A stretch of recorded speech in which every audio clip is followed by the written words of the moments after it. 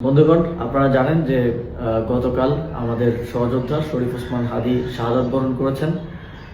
পুরো বাংলাদেশের মানুষ আজ শোকাহত এবং তারা শরীফ ওসমান হাদীকে যারা হত্যা করেছে তাদের বিচার চায়। আমরাও এই বিচার চাই এবং আমরা ইতিমধ্যেই দাবি করেছি যত দ্রুত সম্ভব শরীফ ওসমান হাদীকে যারা গুলি করে হত্যা করেছে তাদেরকে বাংলাদেশের কাছে হস্তান্তর করতে হবে এবং তাদের বিচার নিশ্চিত করতে হবে এবং এই ধরনের ঘটনা যেন আর কখনোই না ঘটে সেটা সরকারকে অবশ্যই নিশ্চিত করতে হবে। একই সাথে আমরা দেখেছি আজ সারা দেশে মানুষ ওসমান হাদীর জন্য নেমে এসেছে। তবে এই ঘটনাকে কেন্দ্র করে বিভাজনকে উস্কে দেওয়ার জন্য এবং নানা ধরনের স্বার্থান্বেষী মহল আমরা দেখেছি যে গণমাধ্যম, ধর্মীয় প্রতিষ্ঠান এবং এই ঘটনার সাথে সম্পৃক্ত নয় এমন অনেক জায়গায় হামলা করেছে, অগ্নিসংযোগ করেছে।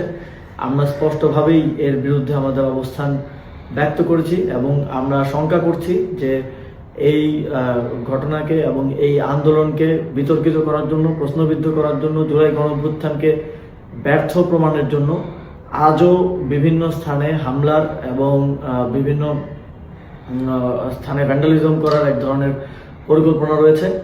আমি বাংলাদেশের জনগণকে আহ্বান জানাতে চাই, আমাদের দেশের সম্পদ রক্ষা করার দায়িত্ব আমাদের এবং কোনো ধরনের সেন্সিটিভ প্রতিষ্ঠান, ধর্মীয় প্রতিষ্ঠান এবং সংবাদ মাধ্যম, ব্যবসায়িক প্রতিষ্ঠানের যেন কোনো ধরনের ক্ষতি না হয় সেটা নিশ্চিত করা আমাদের দায়িত্ব। আগামীকাল এ ধরনের সকল প্রতিষ্ঠানকে নিরাপত্তা দেওয়ার জন্য সবাই সতর্ক থাকবেন এবং অবশ্যই সতর্ক থাকবেন যেন আমার প্রতিবাদ মিছিল, ন্যায় বিচার চাওয়ার জন্য যে মিছিল, সেই মিছিলকে কেউ ভিন্ন দিকে ডাইভার্ট করতে না পারে, সেই মিছিল থেকে কেউ কোনো ধরনের অনাকাঙ্ক্ষিত পরিস্থিতি সৃষ্টি করতে না পারে।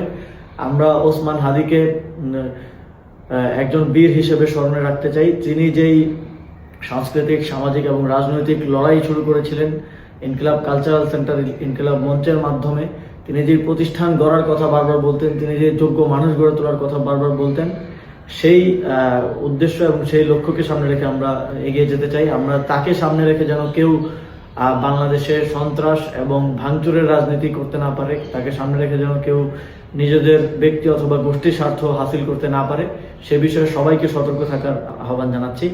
ধন্যবাদ সবাইকে।